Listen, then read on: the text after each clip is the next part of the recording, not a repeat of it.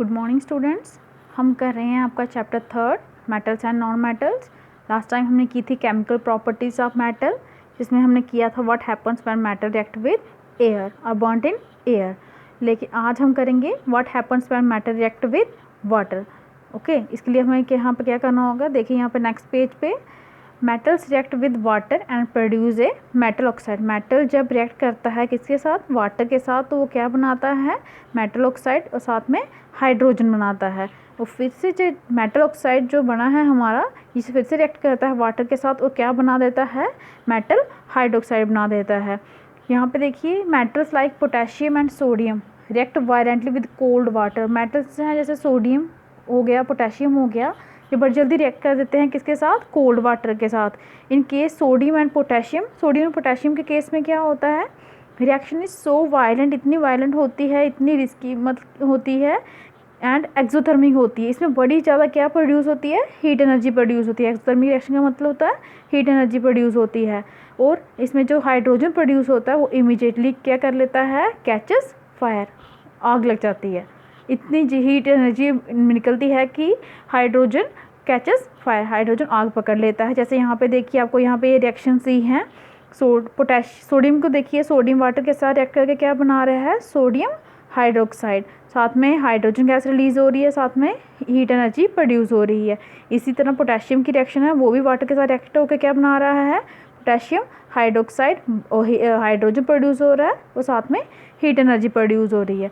लेकिन in case of calcium के case में रिएक्शन जो होती है वो इतनी वायलेंट नहीं होती और हीट एनर्जी जो प्रोड्यूस होती है वो इतनी सफिशेंट नहीं होती कि हाइड्रोजन क्या करे, कैच करे फायर। मीन्स कि इस केस में इतनी ज़्यादा हीट एनर्जी जो है वो प्रोड्यूस नहीं होती। जैसे यहाँ पे देखिए कैल्शियम की रिएक्शन दी है किसके साथ, वाटर के साथ, तो आपका बन गया calcium hydroxide and hydrogen gas भी रिलीज हो रही है।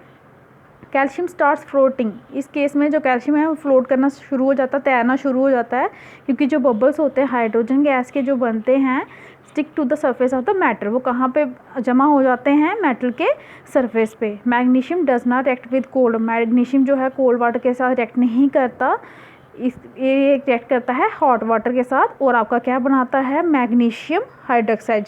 याद रखिएगा, मैग्नीशियम कोल्ड वाटर के साथ रिएक्ट नहीं करता, ये हॉट वाटर के साथ रिएक्ट करता है और बनाता है आपका मैग्नीशियम हाइड्रोक्साइड और साथ में क्या प्रोड्यूस करता है, हाइड्रोजन गैस। इट आल्सो ये भी फ्लोट करता है due to the bubbles of hydrogen gas, क्योंकि जो बबल्स हैं हाइड्रोजन गैस के वो इसके सरफेस के ऊपर चिपक जाते हैं। मेटल्स जैसे एल्युमिनियम, आयरन और zinc do not react either with cold और हॉट वाटर, ना ही ये कोल्ड वाटर के साथ रिएक्ट करते हैं, एल्युमिनियम हो गया, जिंक हो गया, आयरन हो गया, ना ही ये हॉट वाटर के साथ रिएक्ट करते हैं। ये रिएक्ट करते हैं किसके साथ, स्टीम, स्टीम पता है ना, भाप को बोलते हैं।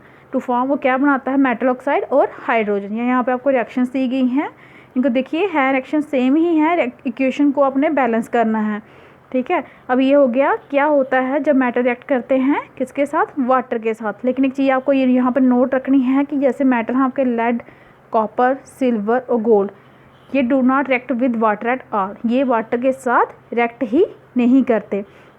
आपकी नेक्स्ट इक्वेशन है what happens when metal react with acid, क्या होता है जब मेटल्स आपके क्या करते हैं, रिएक्ट करते हैं किसके साथ, एसिड्स के साथ, ठीक है। अब यहाँ पे देखिए right equation for the reaction of magnesium, aluminium, zinc and iron with dilute hydrochloric acid. हम यहाँ पे आपको इक्वेशंस लिखनी है किसके लिए, मैग्नीशियम के लिए, एल्युमिनियम के लिए, जिंक और iron with dilute hydrochloric acid के साथ जब वो रिएक्ट कर रहे हैं तो क्या होता है।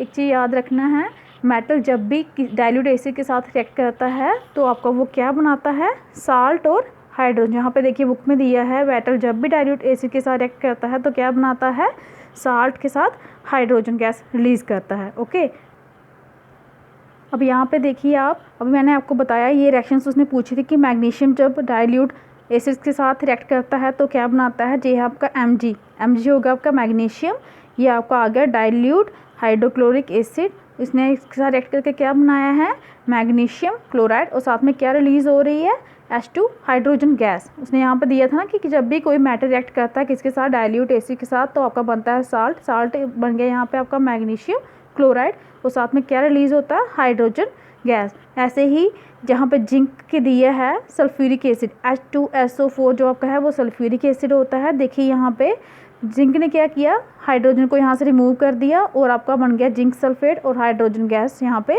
रिलीज हो गई। ठीक है, hydrogen gas is not evolve when metal is treated with nitric acid. लेकिन एक चीज़ याद रखनी है, यहाँ पे हाइड्रोजन गैस तब प्रोड्यूस नहीं होती जब मेटल को आप किसके साथ रिएक्ट करवाते हैं, नाइट्रिक एसिड के साथ, क्योंकि जो नाइट्रिक एसिड जो होता है आपका वो क्या होता है, स्ट्रॉन्ग ऑक्सीडाइजिंग एजेंट। वो क्या करता है, ऑक्सीडाइजिंग एजेंट का मीन्स वो इलेक्ट्रॉन को गेन कर लेता है और उसको हाइड्रोजन गैस को क्या कर देता है, ऑक्सीडाइज कर देता है। ऑक्सीडाइज मीन्स कि उसके इलेक्ट्रॉन ही ले लेता है, तो वो रिलीज कहाँ से होगी। ठीक है, अब ये आपका नाइट्रिक एसिड क्या करता है, ऑक्सीडाइज कर देता है किसको, हाइड्रोजन को, और इट्स सेल्फ क्या करता है, gets reduce to any of the nitrogen oxide बना देता है। जैसे आपको दिया है नाइट्रोजन ऑक्साइड है, नाइट्रोजन डाइऑक्साइड है। बट मैग्नीशियम और मैग्नीज जो है react with very dilute HNO3 to evolve H2O gas. लेकिन आपका मैग्नीशियम मैग्नीज जो है वो रिएक्ट करते हैं किसके साथ, dilute HNO3 nitric acid. HNO3 आपका क्या होता है, नाइट्रिक एसिड के साथ, और क्या प्रोड्यूस करते हैं, हाइड्रोजन गैस। ठीक है, अब हम नेक्स्ट करते हैं इसका। नेक्स्ट आपका how do metal react with solution of other metal salt. दूसरे मेटल साल्ट के सोल्यूशन के साथ ये कैसे रिएक्ट करते हैं। देखिए इस केस में क्या होता है, जो रिएक्टिव मेटल होते हैं वो डिस्प्लेस कर देते हैं कंपाउंड में से लेस रिएक्टिव मेटल को। जो ज़्यादा रिएक्टिव मेटल हैं वो लेस रिएक्टिव मेटल को क्या कर देते हैं, जिस कंपाउंड के साथ वो रिएक्ट कर रहा है, साल्ट के साथ वो रिएक्ट कर रहा है, वहाँ से उसको क्या कर देते हैं, डिस्प्लेस कर देते हैं। यहाँ पे देखिए आप एग्जांपल दिया है, यहाँ पे ये है आपका रिएक्टिव मेटल दिया है कि अगर ए, यहाँ पे आपका कॉपर है, ठीक है, यहाँ पे आपको कॉपर दिया हुआ है और आप किसका कंपाउंड कौन सा ले रहे हो, सिल्वर नाइट्रेट ले रहे हो। ठीक है, तो कॉपर जो है वो मोर रिएक्टिव होता है किससे, सिल्वर। कॉपर जो है वो सिल्वर से ज़्यादा रिएक्टिव होता है, तो उसने सिल्वर को वहाँ से हटा दिया और ख़ुद उसकी पोजीशन पे आ गया, तो बना दिया कॉपर नाइट्रेट, और आपका सिल्वर जो है रिप्लेस हो गया, वहाँ से सिल्वर गैस यहाँ पे रिलीज सॉलिड फॉर्म में रिलीज़ हो गया। ठीक है, और इस टाइप की जो रिएक्शन होती है जिसमें जो मोर रिएक्टिव जो मेटल है वो लेस रिएक्टिव मेटल को डिस्प्लेस कर देता है, इस टाइप की रिएक्शन को क्या बोलते हैं, डिस्प्लेसमेंट रिएक्शन।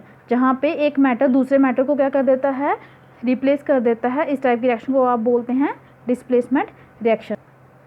ये सब तो था आपके प्रॉपर्टीज़ किसकी, केमिकल प्रॉपर्टीज़ आपकी मेटल की। लेकिन आपको ये जो डिस्प्लेसमेंट वाली रिएक्शन जो है वो तब तक नहीं आएगी जब तक आपको ये रिएक्टिविटी सीरीज़ का पता नहीं होगा।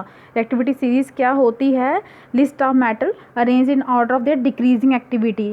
जैसे उनकी एक्टिविटी डिक्रीज़ होती हैं उस ऑर्डर में जो सीरीज़ को लगाया गया होता है उसको बोलते हैं रिएक्टिविटी सीरीज। जैसे यहाँ पे देखिए सोडियम से पोटेशियम से शुरू हो रही है और लास्ट में कहाँ पे गई, गोल्ड में। तो मोस्ट रिएक्टिव जो आपका मैटर है दैट इज़ पोटेशियम है, और सबसे लेस रिएक्टिव जो लीस्ट रिएक्टिव एलिमेंट है आपका कौन सा मेटल कौन सा है, गोल्ड है। ठीक है, ये रिएक्टिविटी सीरीज नीचे की साइड दिखाई कि इस साइड में क्या हो रही है, डिक्रीज़ हो रही है। ये सब आज का आपका टॉपिक है। Thank you for today.